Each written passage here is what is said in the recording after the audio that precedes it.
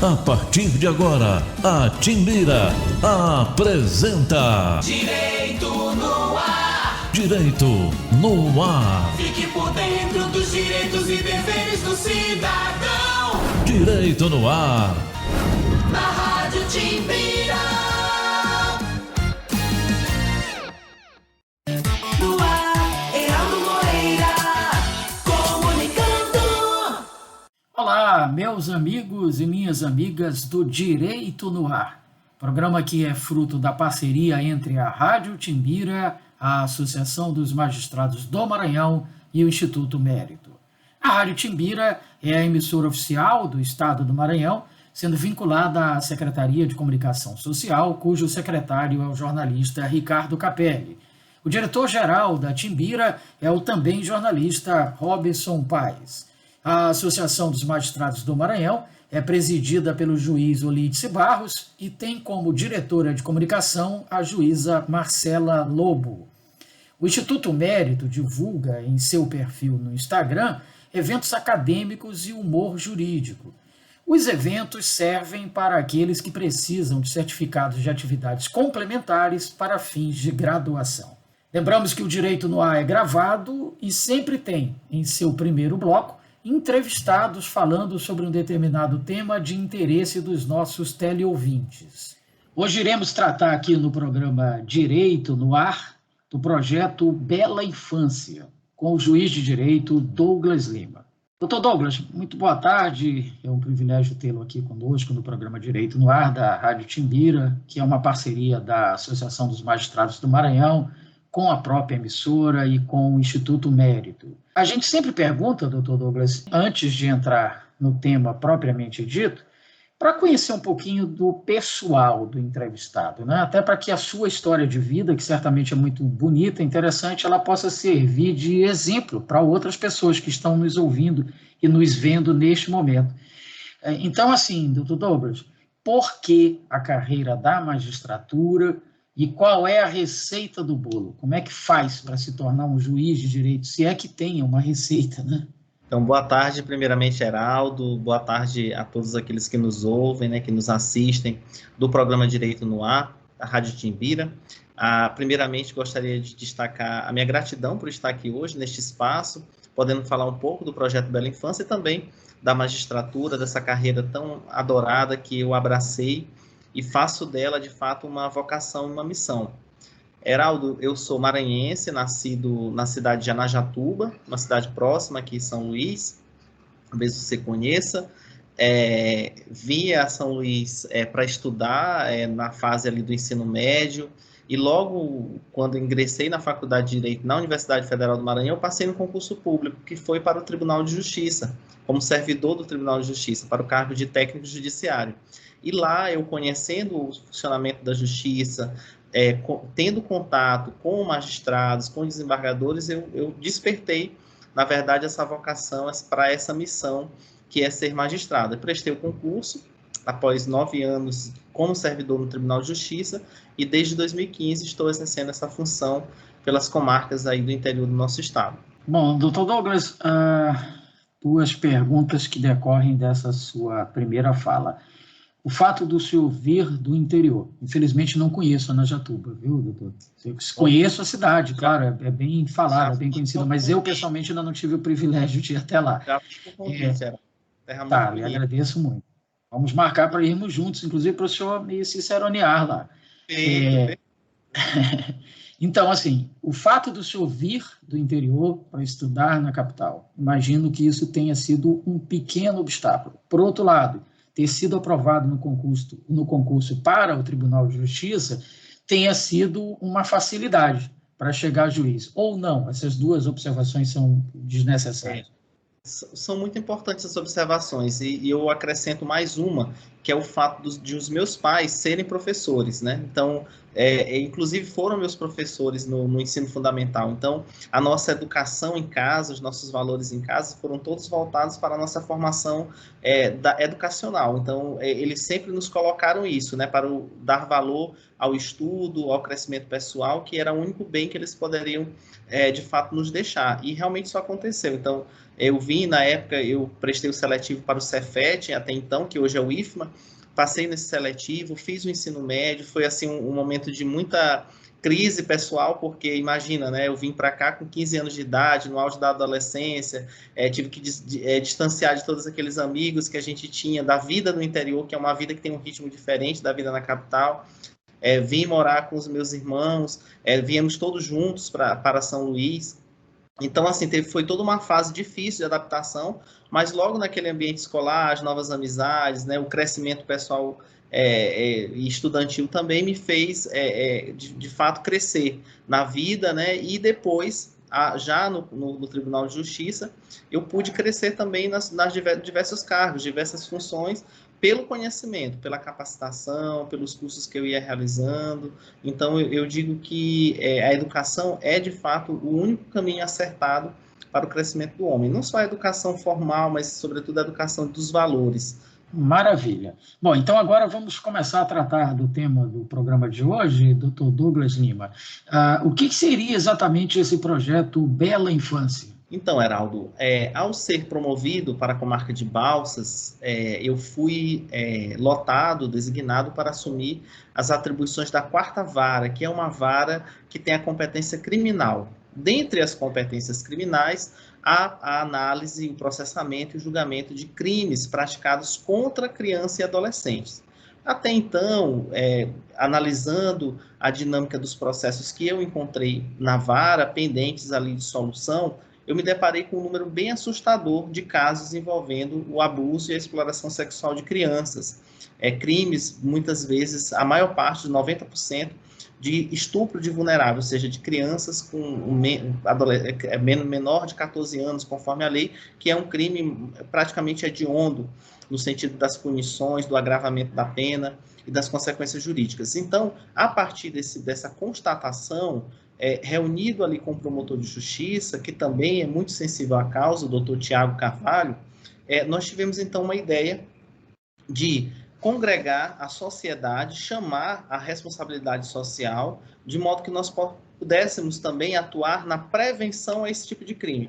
Porque a denúncia já formulada, o enfrentamento, a tramitação do processo, nós iríamos dar conta de fazer. Mas, como a quantidade era muito grande, nós percebemos que havia algum problema ou havia algumas dificuldades na própria rede que falhou antes dessa criança ter sido abusada, desse adolescente ter sido violentado, para que, de fato, o crime pudesse acontecer. Então, esse foi o nosso start para que nós pudéssemos, então, começar a desenvolver esse projeto Bela Infância. Doutor Douglas, o senhor diria que toda violência, claro, ela é absurda, ela é chocante, ela incomoda, ela é grave, mas se a gente pudesse escalonar as violências em níveis de gravidade, o senhor diria que a violência mais grave que pode acontecer, mais incômoda, mais sensível, é quando praticada contra crianças e adolescentes?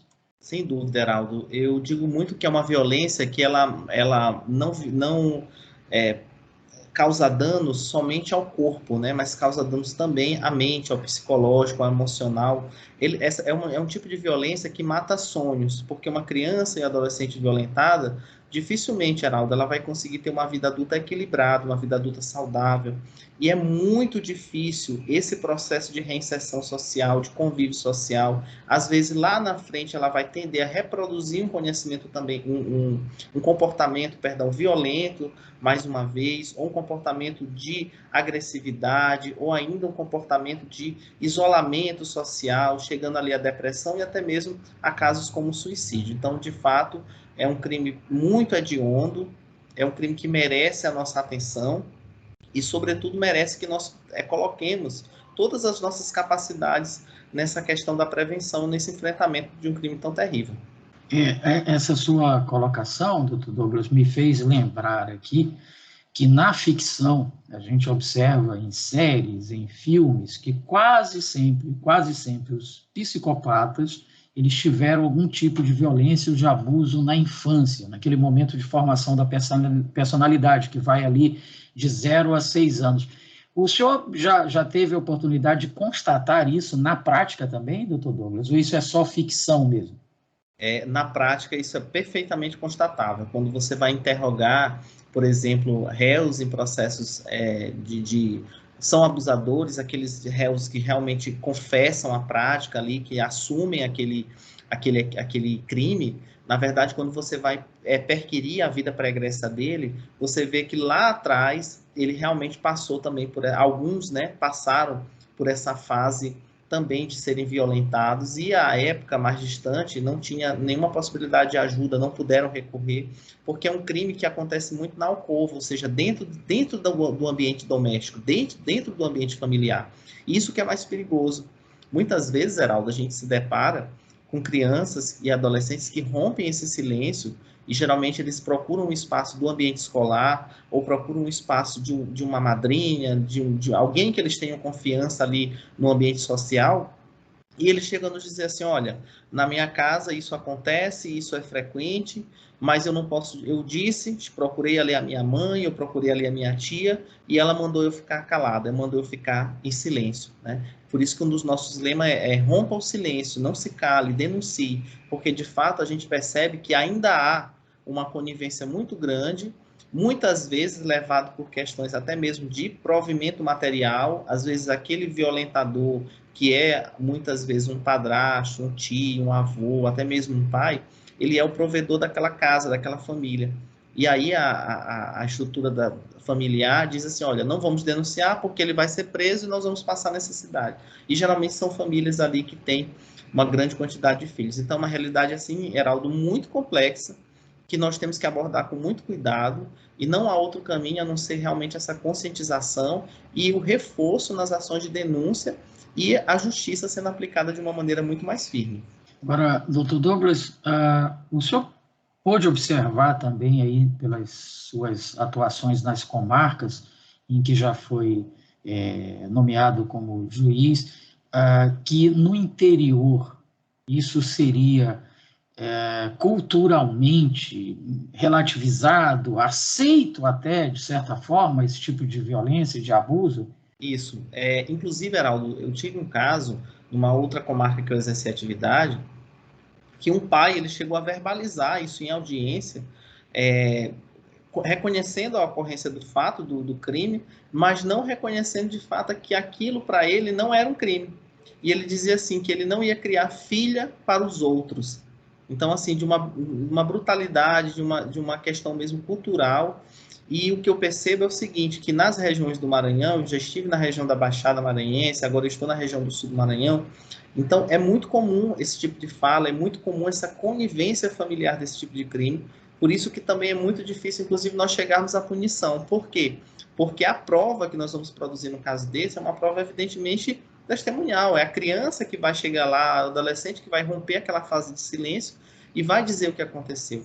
Por isso que a gente tem todo o tratamento adequado para isso, ou seja, essa criança, esse adolescente, ele não é ouvido, por exemplo, Heraldo, numa sala comum, com a presença do juiz, com o promotor, com o advogado, causando ali certo constrangimento à menina ou ao menino, mas ele é ouvido na presença de um psicólogo, assistente social, em uma sala reservada, que nós chamamos de uma sala de escuta especializada, e aí o juiz, promotor e defensor ficam numa outra sala, nós falamos através de um ponto eletrônico, a facilitadora escuta aquela pergunta, transforma aquela pergunta numa linguagem acessível à criança e naquele diálogo ela insere aquela formulação, aquele questionamento. Então nós temos todo um cuidado, toda uma proteção de fato com essa vítima que deseja romper o silêncio, que deseja denunciar, para que nós não a revitimizemos e também para que a justiça seja de fato efetiva. Bom, e para isso então, doutor Douglas, é preciso toda uma equipe de auxiliares preparada para isso, como o senhor já mencionou, e os próprios magistrados, promotores, também precisam estar preparados para esse tipo de processo, que me parece ser, então, um processo mais trabalhoso, mais demorado, mais complexo do que seria um processo criminal de um crime comum, digamos assim. Perfeitamente, Heraldo. É um processo mais demorado, porque ele requer, na maior parte das vezes, uma produção antecipada de prova, que é a colheita desse depoimento dessa vítima, criança ou adolescente, e depois é que vai ter, de fato, uma instrução criminal. Então, nós precisamos não só da atuação ali jurídica do juiz, do promotor, do advogado, mas, sobretudo, de uma atuação com sensibilidade, porque é um público específico, é uma linguagem específica e é uma celeridade que nós precisamos imprimir nos nossos atos.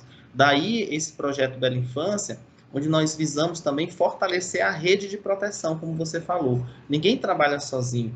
Então, eu preciso do Conselho Tutelar, eu preciso de um CREAS fortalecido, eu preciso da Polícia Militar fortalecida, da Polícia Civil, das instituições de acolhimento de crianças, como a Casa Abrigo, enfim, de toda uma rede protetiva para que a criança não só seja ali, digamos assim, um objeto do processo criminal, ela não seja apenas a vítima no processo, mas ela tenha um acompanhamento adequado, psicológico, social, que a gente consiga retirá-lo, por exemplo, de uma situação de vulnerabilidade econômica como essa, que quando o agressor, por exemplo, que é pai ou padrasto, é preso, e aquela família fica vulnerável.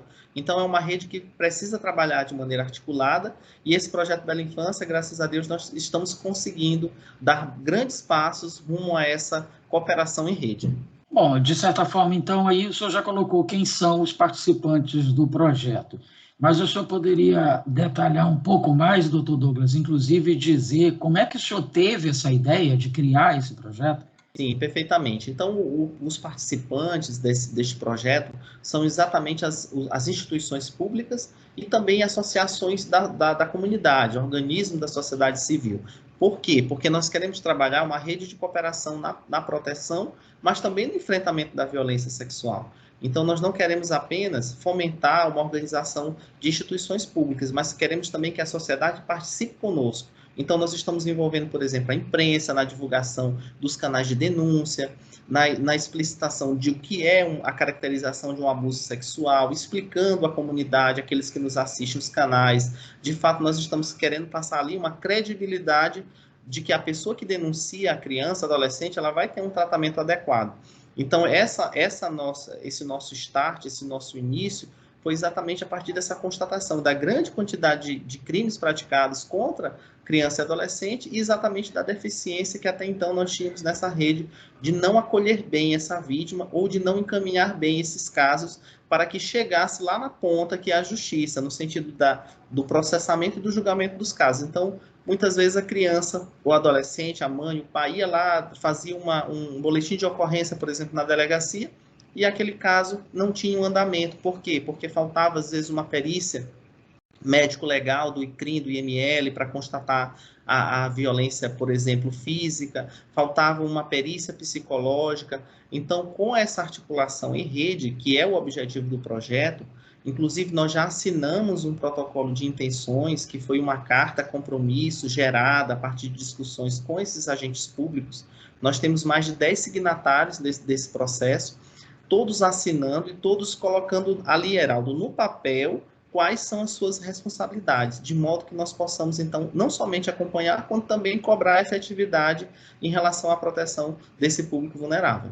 Doutor Douglas, a gente percebe, ao longo das nossas entrevistas aqui no Direito no Ar, com os magistrados, que o magistrado de hoje é muito diferente do magistrado do passado, né? Meu pai, por exemplo, foi magistrado e era uma outra realidade, não só em termos de acesso à informação, tecnologia e tal, mas em termos de postura mesmo. Em que sentido? O magistrado do passado, a preocupação dele era resolver a lide, era julgar o processo, resolver aquele caso concreto e partir para outro caso, porque havia, e como ainda há, dezenas, centenas, às vezes milhares de casos. Hoje a gente percebe que os magistrados eles têm também que ser gestor da sua unidade, né? Porque lhes são cobradas várias tarefas administrativas, metas, e relatórios estatísticos, etc., mas também a gente percebe que os magistrados estão indo além disso, além de ser gestor e juiz, eles também estão procurando ter uma visão de prevenção, né? Em vez de eu resolver o problema, por que não evitar que o problema chegue até mim? Essa minha leitura está equivocada, doutor Douglas? De modo algum, Heraldo. Então, é uma leitura extremamente perfeita e já demonstra aí o quão conhecedor você é do Poder Judiciário. De fato, nos é exigido muitas metas, muitos cumprimentos, além dos nossos deveres públicos, privados, que nós temos que dar conta, o julgamento dos processos, que é a nossa função primeira, Mas, sobretudo, Heraldo, o Poder Judiciário é um garantidor dos direitos fundamentais, é o grande protetor ali dos direitos do cidadão. Então, para isso, nós não temos que apenas julgar os conflitos quando eles já estão ali judicializados, nós temos que preveni-los. Então, se o magistrado tem um olhar voltado para o social, voltado para a comunidade onde ele está inserido, e com isso ele consegue desenvolver ações, planejar atitudes, fomentar, induzir de fato aquelas políticas públicas para que funcionem bem, com certeza, inclusive, o trabalho jurisdicional ele vai ser pelo menos diminuído. Nós vamos ter, digamos assim, menos demandas judicializadas porque a rede de prevenção funcionou bem. Então, o magistrado hoje ele não pode ser somente aquele magistrado do gabinete, aquele que fica lá, portas fechadas, produzindo sentença ou decisão judicial.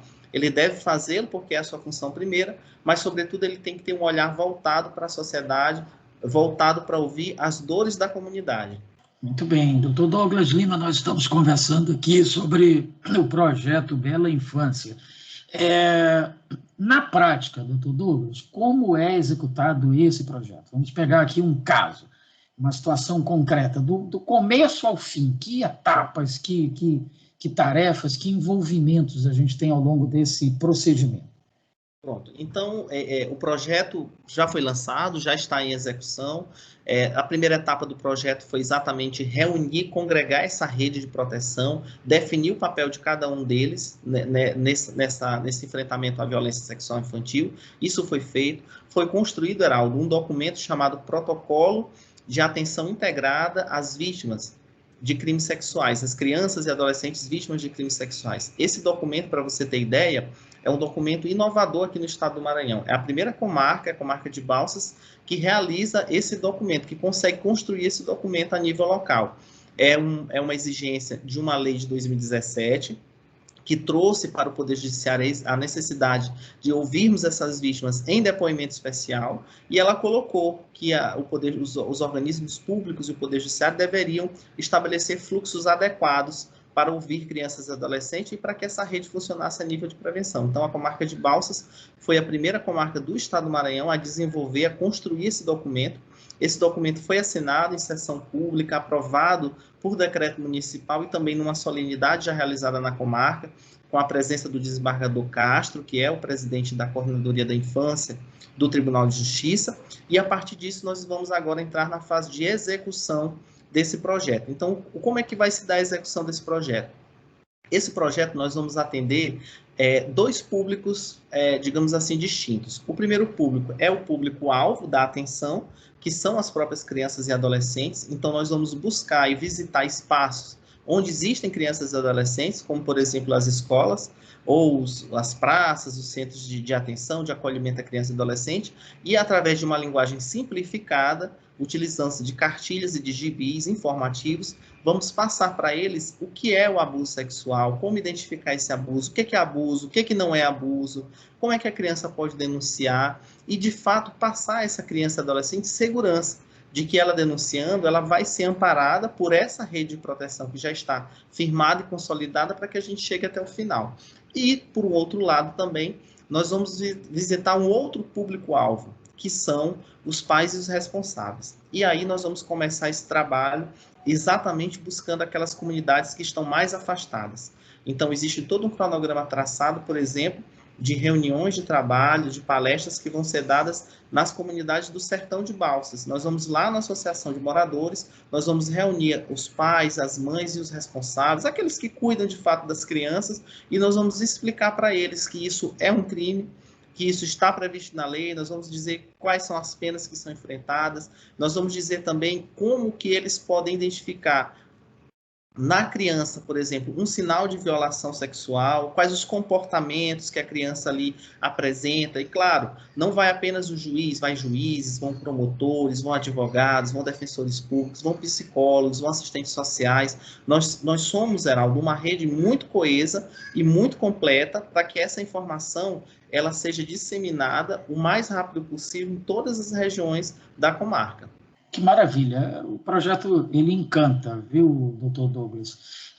E aí eu já imagino que, pelo pioneirismo e pela importância do projeto, ele vai acabar se generalizando para o Poder Judiciário maranhense. Já deve haver estudos nesse sentido, ou não? Com certeza. Nós, inclusive, fomos visitados já pela Coordenadoria da Infância e Adolescência, né? Infância e Juventude, perdão, do Tribunal de Justiça, na pessoa do desembargador Castro. Ele já conheceu um pouco do projeto, já viu como é que é a execução desse projeto, e a intenção é exatamente replicar esse modelo de construção dessa metodologia, de construção desse protocolo de atendimento para as outras comarcas e também para os outros colegas juízes que queiram exercitar a liderança nessa rede de proteção. Porque o Poder Judiciário ele não pode ficar afastado da defesa de um público tão vulnerável como são as crianças e adolescentes, a exemplo, por exemplo, do combate à violência doméstica contra a mulher. Então, são temas que nós não podemos ficar afastados, não podemos ficar à parte, não somente porque nós vamos julgar esses casos, mas também porque é um dever e é uma responsabilidade social muito grande. Perfeito.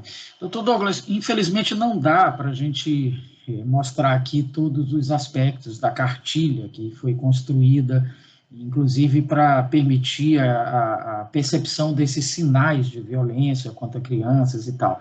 Mas eu acho que o senhor poderia dar uma noção, ainda que pequena, para os nossos teleouvintes, de que sinais seriam esses e também, se possível, como que poderiam ter acesso a esses materiais, a cartilha, enfim.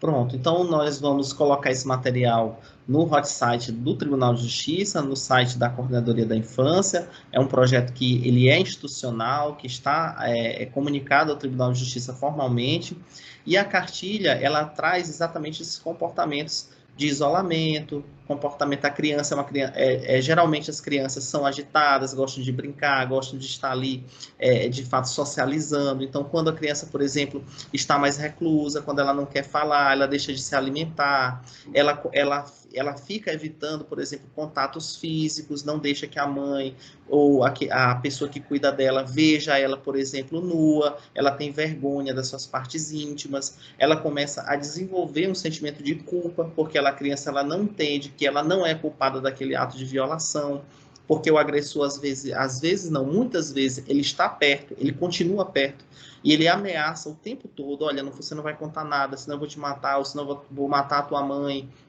senão eu vou ficar preso, senão vai faltar comida aqui em casa. Então, muitas crianças, por exemplo, Heraldo, na hora da escuta do depoimento especial, elas contam tudo o que aconteceu, e é terrível um depoimento especial desse, assim, é uma das coisas que pessoalmente mais me choca na magistratura, assim como juiz, né, de ouvir um depoimento desse, porque a criança ela não tem aquela noção, assim, ela não esconde nada, né, Heraldo? Então ela conta tudo, nos detalhes e tudo, né, e a gente fica assim, chocado como o ser humano consegue ser perverso, como o ser humano consegue ser cruel. E algumas crianças, elas relatam, contam o que acontece, e elas falam o seguinte, na hora da fala, na hora do depoimento, elas dizem assim, mas ele vai ficar preso? Eu não quero que ele fique preso. E aí a gente pergunta, mas pergunte a ela por que não quer que ele fique preso. Aí a criança reproduz alguma fala que com certeza ouviu em casa.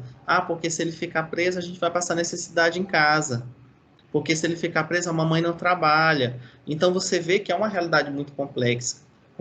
E fizemos, por ocasião do lançamento do projeto Bela Infância, Heraldo, um concurso de redação. Era um concurso de redação para abordar como as crianças e adolescentes viam, né, na comarca de Balsas, o combate à violência sexual. As violências, né, contra as crianças, que nós colocamos de uma maneira mais geral. E aí, em uma das redações, ao invés da gente ter um relato falando alguma questão desse combate, nós tivemos uma denúncia. Uma criança se sentiu à vontade e na redação que ela colocou, que ela escreveu, ela fez uma denúncia dizendo as situações que ela estava sendo violentada e como estava acontecendo isso, quem era o abusador e etc. Quer dizer, bastou que ela tivesse confiança na nossa atuação, ou seja, foi passado lá na escola, olha, essa redação aí, ela vai ser entregue para o juiz vai ver a tua redação, vai corrigir, vai escolher as melhores. Então, ela sentiu a confiança e ela colocou todos os detalhes desse crime.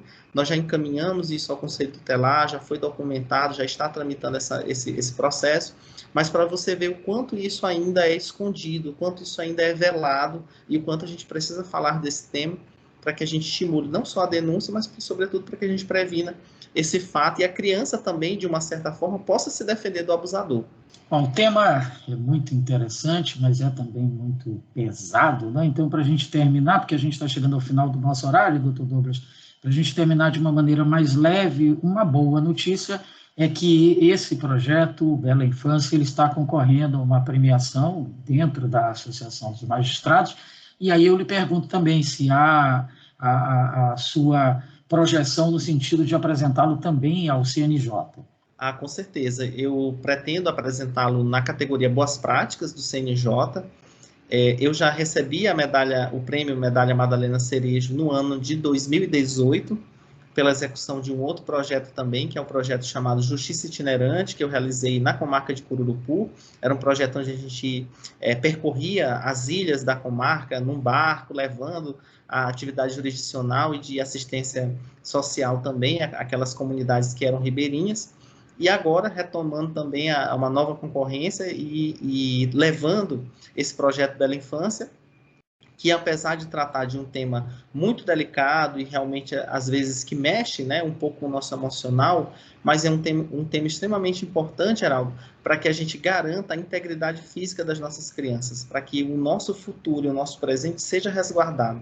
Então, é uma alegria concorrer a esse prêmio, com práticas de outros magistrados também, que são excelentes projetos. Então, nós temos um diferencial, Heraldo, que é exatamente a qualidade dos projetos que são colocados. São todos magistrados e magistradas muito comprometidos, que estão ali para fazer a diferença. Não querem ser apenas juízes e juízas de gabinete, mas querem estar ali junto com a comunidade para levar as ações, levar o enfrentamento daqueles casos, das atuações que são lhe submetidas, para que nós possamos, de fato, mudar a realidade que nos cerca.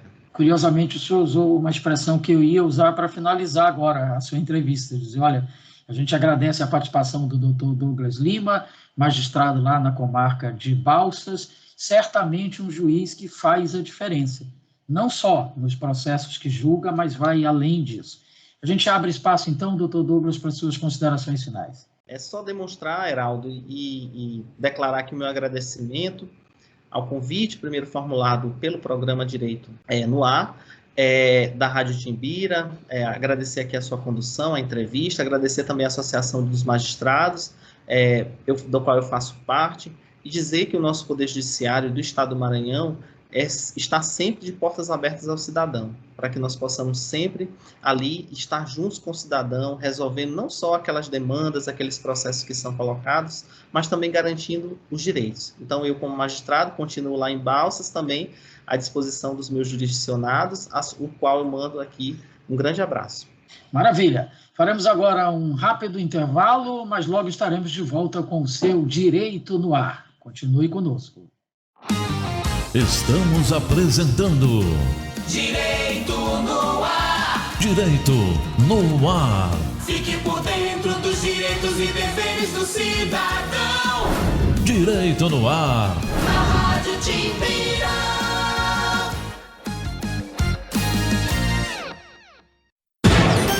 Atenção, moradores do Maranhão. Várias pessoas premiadas ainda não buscaram prêmios do programa Dose Premiada. O que você está esperando? E se você foi o sorteado, corra atrás do seu prêmio. Afinal de contas, a sorte bateu à sua porta. Já foram realizados 2 sorteios pelo programa com prêmios de R$1.000, 5 e 10 mil reais. Todos os moradores do Maranhão que já tenham tomado a segunda dose da vacina contra a Covid-19 estão concorrendo automaticamente. E se você for sorteado, é fácil receber as premiações do Dose Premiada. Para receber o pagamento, o sorteado deverá apenas enviar uma mensagem pelo e-mail dosepremiada@segov.ma.gov.br ou entrar em contato pelos números 98 20 16 43 44 e 98 20 16 43 45, informando seus dados de contato. Simples assim. Programa Dose Premiada. Governo com o povo, um Maranhão no caminho novo. Aqui não tem racismo. Todo mundo convive numa boa. Nosso país tem gente de todo jeito. As frases não mudam. Infelizmente, a realidade também não. O racismo continua sendo uma marca no Brasil. E os afrodescendentes têm, sim, menos oportunidades de emprego, ganham salários menores e estão mais sujeitos à violência. O racismo se combate todos os dias. Uma parceria Rádio Senado. Apoio Rádio Timbira. A vacina da Covid-19 previne a doença em sua forma grave e a morte, mas não sabemos ainda se ela impede de sermos infectados ou de transmitirmos o vírus para outras pessoas. Então, mesmo após a vacinação, continue com o distanciamento físico de outras pessoas de no mínimo 1,5 m e use a máscara, especialmente em ambientes fechados, lotados ou mal ventilados. Lave suas mãos com frequência e, ao tossir ou espirrar, cubra a boca e o nariz com o braço dobrado. Fazer tudo isso protege a todos nós. Esta mensagem foi trazida até você pela Unesco, pela OMS. Apoio Nova 1290, Rádio Timbira.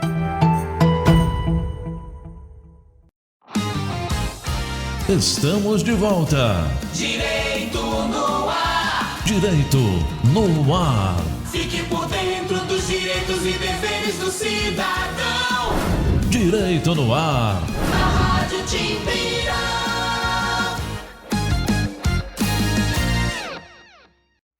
No ar, Heraldo Moreira, comunicando.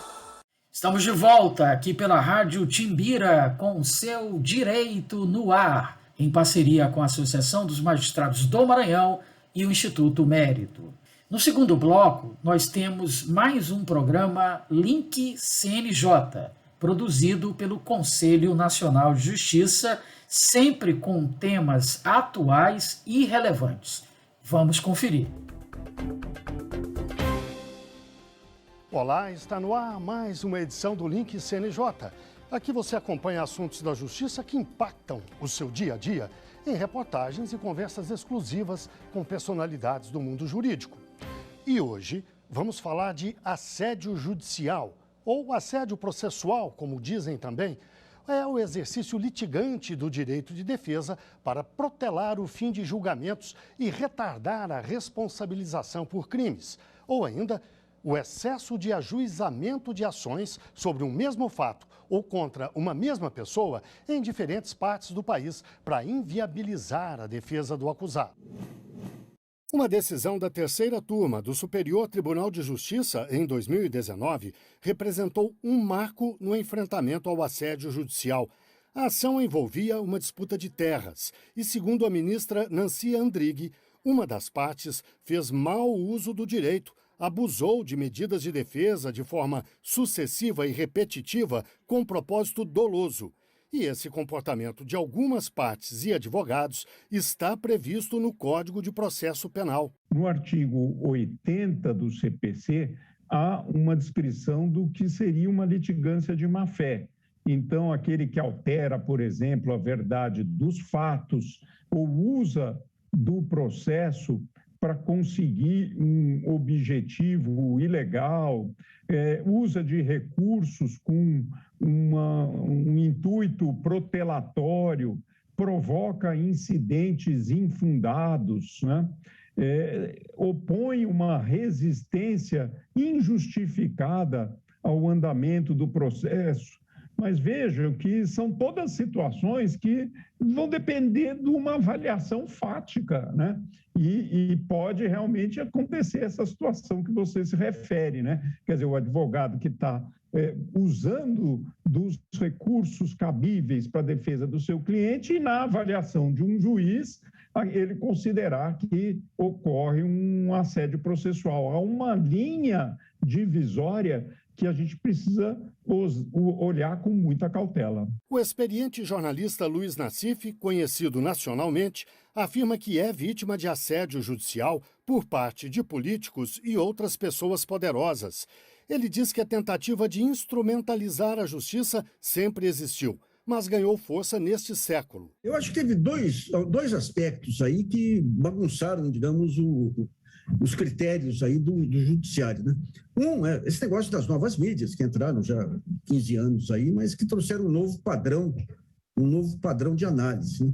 E o segundo ponto foi a polarização política aí da última década, que impactou fortemente as decisões, né? Então, o que acontece hoje, eu não tenho mais noção do que é correto ou não é correto em condenações. Luiz Nassif afirma que o assédio contra jornalistas é um atentado à liberdade de expressão. As armas usadas pela parte de má-fé são sempre as mesmas. Uma é impetrar dezenas de ações exatamente iguais em diferentes partes do país para sufocar o profissional financeiramente e tumultuar a sua vida. A outra estratégia é pedir indenizações altíssimas, algumas vezes concedidas. A disparidade de força que você tem entre uma empresa organizada, com seu departamento jurídico, e uma empresa pequena em internet é muito grande. Ou seja, uma multa de 30, 40 mil reais pode ser tirada de letra aí por uma Globo, por uma Folha, por um Estadão. Para uma pequena empresa, o capital de giro dela, metade do capital de giro dela. Então, digamos, essa falta de proporcionalidade também é um outro fator. E fora a questão do tempo, a questão do custo, o custo-tempo e o custo advogado. Né? Eu acho que o grande desafio que o CNJ vai ter, e a Justiça vai ter nos próximos anos, é trazer de volta, é disciplinar, é trazer critérios mínimos, objetivos, né? E vamos avançar um pouco mais nesse assunto. Eu converso agora online com Fernando Riedel Lacerda, advogado, doutor em Direito e professor da Escola Paulista de Direito. Converso também com Thaís Gasparian, advogada, mestre em Filosofia e Teoria Geral do Direito, além de integrante da Comissão Especial de Liberdade de Expressão do Conselho Federal da OAB. Muito obrigado aos dois pela participação no programa. Eu começo com uma pergunta para a Thaís. Eu queria que você nos ajudasse a entender exatamente o conceito de assédio judicial. Como é que ele se traduz? O assédio judicial é um mau uso do direito de petição, do direito de ação. A pessoa usando uma prerrogativa, o direito dela, que é o direito de peticionar, ela desborda desse exercício regular desse direito para um exercício abusivo, tentando, então, prejudicar, constranger, inibir ou calar uma manifestação ou uma informação. Fernando, eu gostaria de te ouvir também sobre a caracterização do assédio judicial. O que a Thaís colocou de uma forma muito precisa é quando há um desvirtuamento, né? Quando esse processo não é usado para aplicar a lei ao caso concreto, para resolver um conflito, e sim como uma arma, o próprio processo utilizado como uma arma para causar um prejuízo a alguém, isso é um grande mal. Isso é o desvirtuamento da própria ideia ali do que é a justiça, de fazer a justiça no caso concreto. E, Thaís, como é que se identifica o assédio judicial? Como é que se caracteriza? Ele ocorre quando uma pessoa ou uma causa, não precisa ser só uma pessoa, mas pode ser uma causa de meio ambiente, ambiental, uma causa, uma disputa de terras, alguma causa, ela se torna alvo de um grande número de processos, como se essa causa ou a pessoa estivesse sendo objeto de um ataque de mísseis.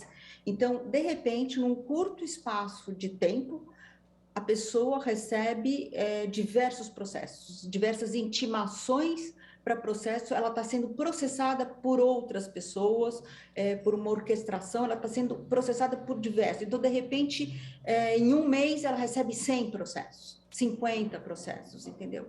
Então, a gente percebe isso, é facilmente identificado por essa quantidade enorme de processos que a pessoa começa a sofrer.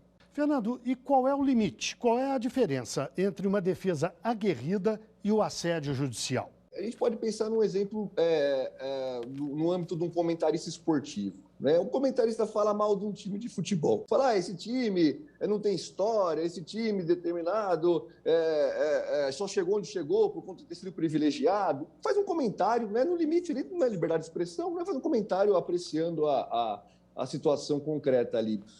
Eis que diversos torcedores, dezenas, centenas de torcedores, começam a ajuizar ações contra esse comentarista, espalhados aí por todos os estados da federação, né? Se valendo ali, né, como eu disse, mecanismos que visam privilegiar o acesso à justiça, como, por exemplo, no juizado especial, o autor, até um limite de 20 salários mínimos, ele não precisa pagar as custas.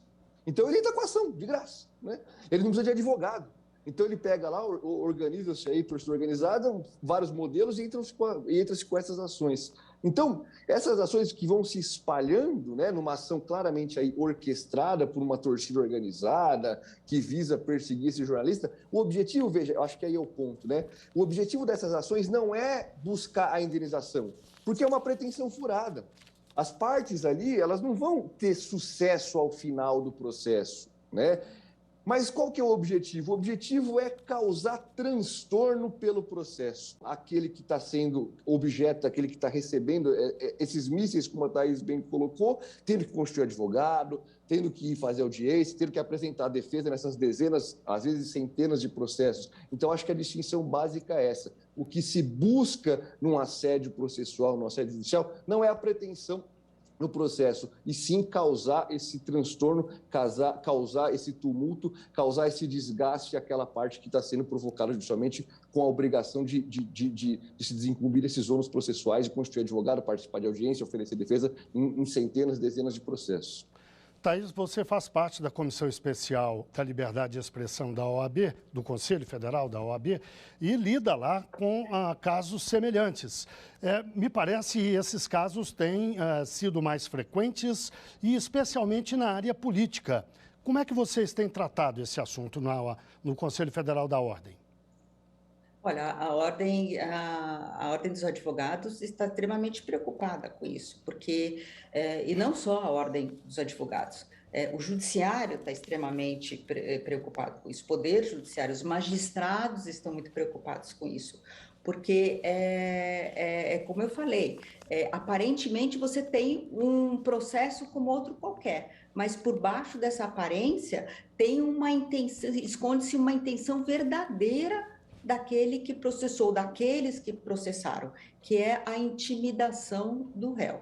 Então, é um mau uso, isso atrapalha a justiça enormemente, porque atravanca mais processos ainda, atravanca o processo, é um mau uso do Poder Judiciário, uma instrumentalização do Poder Judiciário. Então, não apenas os advogados estão preocupados com isso, não apenas a Ordem dos Advogados do Brasil está preocupada com isso, mas o Judiciário está preocupado com isso. E diversos setores da economia estão muito preocupados com isso. Não é só na área política, muitas vezes também na área, como eu falei, na área do meio ambiente, você tem esse mau uso do direito de ação, mau uso do processo, na área da liberdade de expressão, quando se procura, então, calar no jornalista, como o Fernando falou, como deu um exemplo, do jornalista esportivo. Então, alguns jornalistas podem ser atacados como ambientalistas, como pessoas que fazem uma crítica a algum político, algum tema de ordem política. A Ordem dos Advogados do Brasil está tentando, primeiro, divulgar o que acontece, para as pessoas prestarem atenção quando acontece, sensibilizar o Poder Judiciário, porque essas ações elas precisam ser extintas. O assédio, na medida em que a pessoa pode até ganhar todos os processos, o réu, né, que recebeu esses ataques de mísseis, pode até ganhar todos os processos, mas até ele ganhar esse processo, ele passou 1 ano, 2 anos administrando esses processos, contratando advogado, tendo que comparecer à audiência, gastando dinheiro com isso. Então, fora que o Poder Judiciário fica completamente transtornado, mais 100 processos, 200 processos, quando o objetivo não é aquele que está aparente, é um objetivo que está por trás disso daí. Então, é uma preocupação de todos, a gente tem tentado resolver isso, ou eventualmente com um plano, um projeto de lei. Então, já existe projeto de lei no Legislativo que procura regular essa situação, inibir, né, para que não aconteça mais isso, e também, ou então, existe também uma DIN da ABI, da Associação Brasileira de Imprensa, a Associação Brasileira de Jornalismo Investigativo, a ABRAGE, também está pretendendo entrar com uma medida perto do Supremo Tribunal Federal para tentar regular isso, para reunir os processos, ou então para que os processos sejam extintos logo quando se verifica, quando se identifica esse ataque judicial. O primeiro passo, como a Thaís colocou, a gente precisa ter um tratamento legislativo para essa matéria, precisa ser disciplinado, né? Provavelmente o caminho mais correto seria reunir essas ações no foro, no domicílio do réu, Aí, então, com dezenas, centenas de ações, beleza, junta tudo, vamos julgar conjuntamente no meu domicílio.